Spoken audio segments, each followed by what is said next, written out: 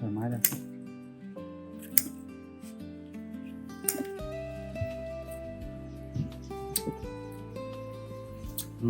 Khỏi lắm.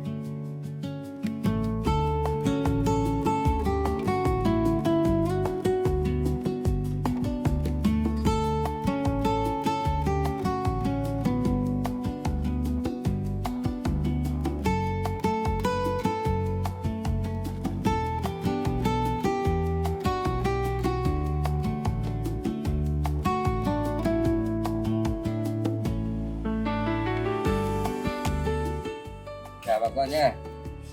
Tôi làm dâu tây hay là tây dâu của nước ngoài, không phải Việt Nam mình đâu. Đây là được hơn tháng rồi. Trồng từ cái lúc cây nó có tí này. Bây giờ nó gì nhá, bà con đợi khoảng 2 tháng nữa là ta thu hoạch nha. Này đến mùa là còn mà đó. Giờ là mới đầu mùa đã ra hoa đây. Đây, bà con thấy không? Hoa đây.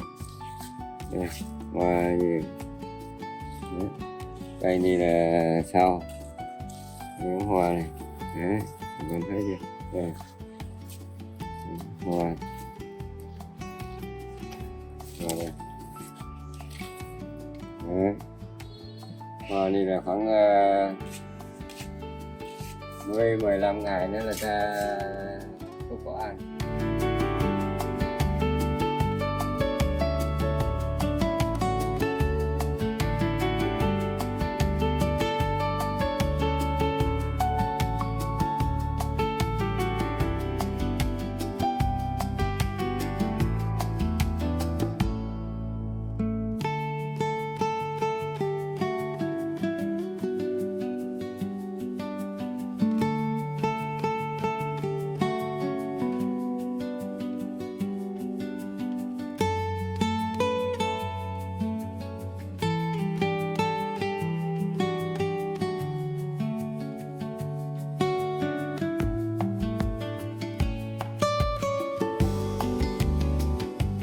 giới thiệu mọi người nha. Đây, tôi trồng khoai tây nó đến ngày thu hoạch này, đó là hơn 2 tháng. Từ lúc lâm mầm cho đến giờ là đây đến ngày thu hoạch, bắt đầu thu hoạch. Con tôi thu hoạch quả này, quả cuộn. Đây ta thu hoạch quả chín này, ta cắt tàn này, quả cuộn thì khoảng tầm 3 ngày nữa. Nhanh này, đấy.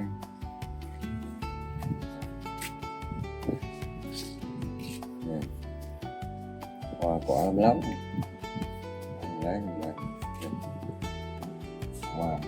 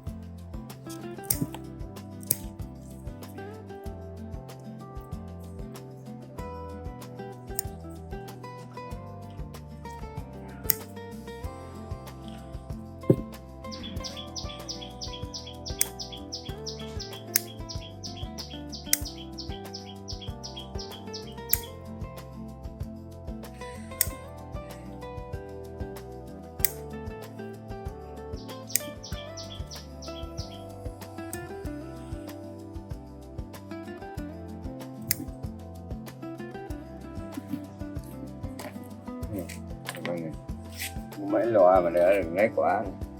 Rồi.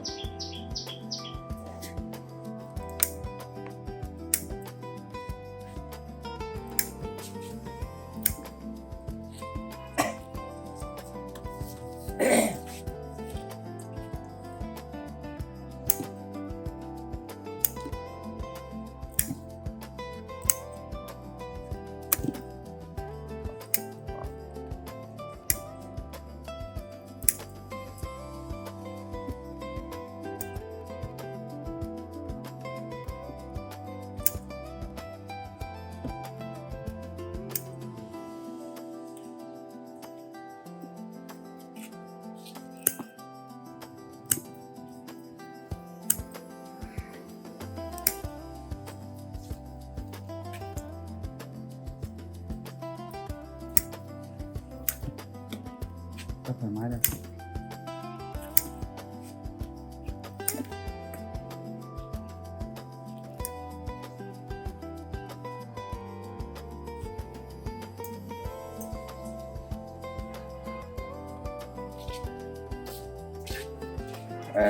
Con thu hoạch của tôi nhé.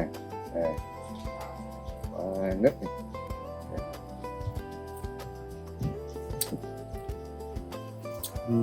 Quả lắm.